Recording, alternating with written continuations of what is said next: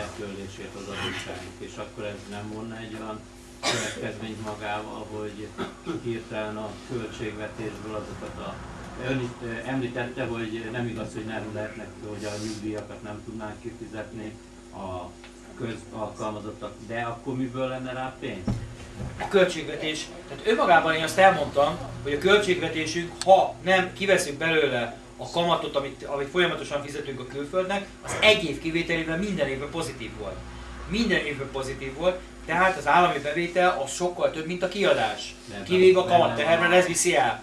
Az a hitel is benne van, amit közben fölvettek nem, arra? az nincs benne. Az nincs benne.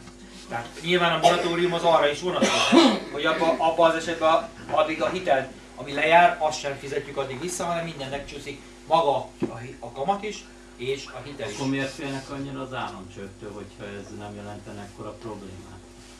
Mert ugye az államcsőd az azt jelenti, hogy a hitelezőknek az állam nem tudja az adott lejáró tartozásokat kifizetni. Így van.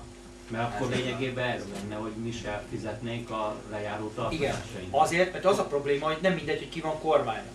Mert ha egy olyan kormánya van Magyarországnak, akinek az elsődlegessége a külföldi hiteleknek a törlesztő részletének a teljesítése, akkor annak akkor is az lesz, ha államcsőd lesz, és nem ér össze a költségvetés, akkor is oda fogja fizetni legalább a költségvetésnek egy jó részét. Míg az, aki a hazait támogatja, ő pedig a hazaiba pumpálja azt a pénzt, ami megmarad. Tehát nem mindegy, hogy valaki hazáruló kormányként működik, labanc kormányként mondjuk szép szóval, hogy együttműködik az Európai Unióval, mint egy labanc kormány, vagy pedig a nemzeti megmaradást próbálja szolgálni. Azért nem lesz mindegy, hogy az a pénz hova fog kerülni.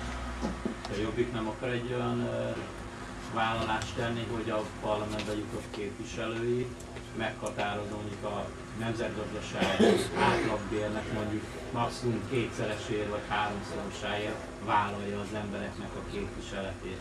Értünk, mert ő van? Abszolút értem, de azon higgyel, hogy belül vagyok. Teljesen biztos, hogy belül vagyok. Abban, amit ön most elmondott. 1 millió 700 000 kapott az a miskolci Mikhaj, aki azt mondta, hogy meg lehet élni 47 000 forintból. Na most most nem tudom. Én elmondom Akkor az nem a kétszerese, hanem 10-szerese. Így van, de ő nem is az országgyűlési képviselő fizetéséből kapja meg azt a pénzt. Mert megyék, vagy igen, alpolgármester. Na most egy országgyűlési fizetés. 235 000 vagy mennyi az alap. Tessék, így van.